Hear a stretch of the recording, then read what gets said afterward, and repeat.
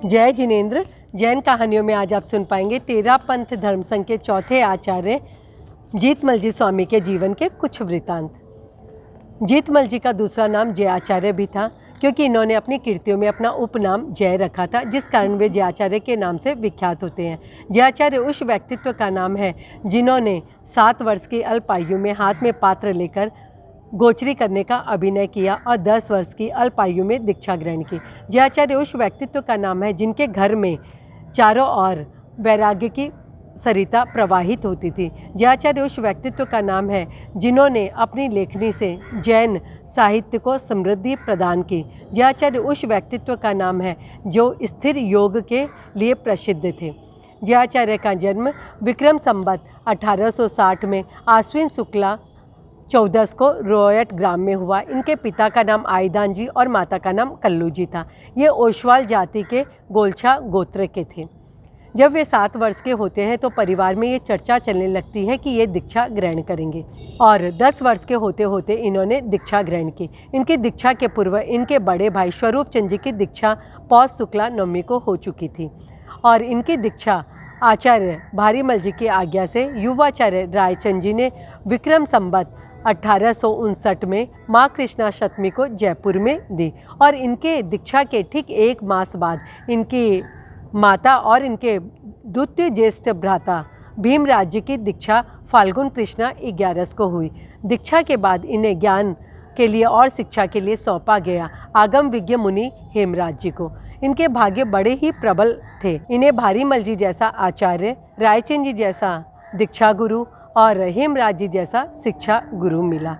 इन्होंने अपनी प्रखर मेघा और शीघ्रग्राही बुद्धि के कारण बहुत ही जल्दी बहुत से आगमों के श्लोकों को कंठस्थ कर लिया। इनकी विशिष्टता को देखते हुए आचार्य रायचंद जी ने इन्हें विक्रम संवत 1894 में युवाचार्य पद पर नियुक्त कर दिया, और आचार्य रायचंद जी के देवगमन के बाद विक्रम संवत 1908 में माघ शुक्ला पूर्णिमा में आप आचार्य पद पर नियुक्त हो गए।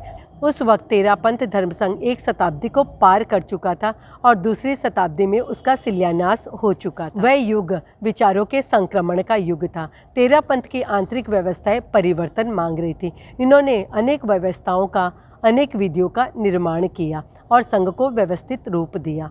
आज से 1 शताब्दी पूर्व इन्होंने संविधान को व्यवस्थित करके समाजवाद को मूर्त रूप दिया। इन्होंने न केवल धर्म संघ के पुस्तक पन्नों को, उपकरणों को और श्रम का समीकरण किया, विभाजन किया, बल्कि साधु संघ, साध्वी संघ का भी समीकरण किया। सहयोगी साधु साध्वी की संख्या समान नहीं थी, बराबर नहीं थी। उन्होंने मनोवैज्ञानिक स्तर पर सभी के मानस को तैयार किया और उस व्यवस्था को सुचारू रूप दिया। श्रीमद् जयाचार्य न केवल एक कुशल आचार्य थे, बल्कि वे एक मनोवैज्ञानिक अनुशासता थे, विधि वेता भी थे। इनकी लेखनी से जैन साहित्य हमेशा समृद्धि को प्राप्त हुआ। 11 वर्ष की अल्प आयु में इन्होंने संत गुणमाला जैसे ग्रंथ की रचना की। 19 वर्ष की अवस्था में इन्होंने पन्नवणा जैसे गंभीर ग्रंथ का राजस्थानी भाषा में पदानुवाद किया। जैन वाड्मय के 5वें अंग भगवती का इन्होंने राजस्थानी भाषा में पदानुवाद किया, और वो आज भी राजस्थानी भाषा का सबसे बड़ा ग्रंथ माना जाता है।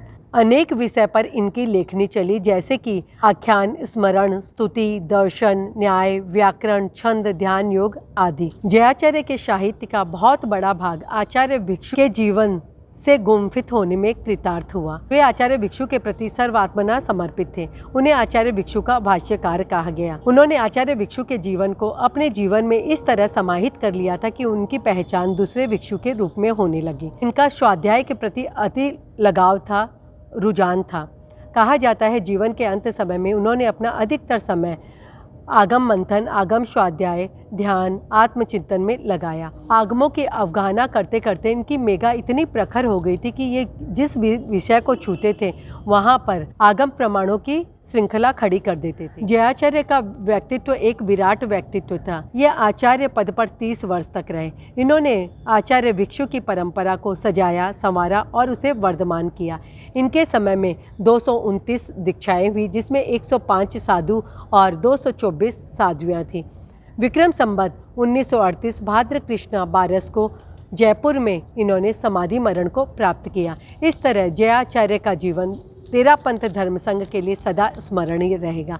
ये थे जयाचार्य के जीवन के कुछ अंश जो आपने सुने। जय जिनेंद्र। जैन धर्म की रोचक जानकारियों के लिए, कहानियों के लिए देखते रहिए जैन कहानियाँ। जिन आज्ञा विरुद्ध कुछ भी कहो तो मिच्छामि दुक्कडम।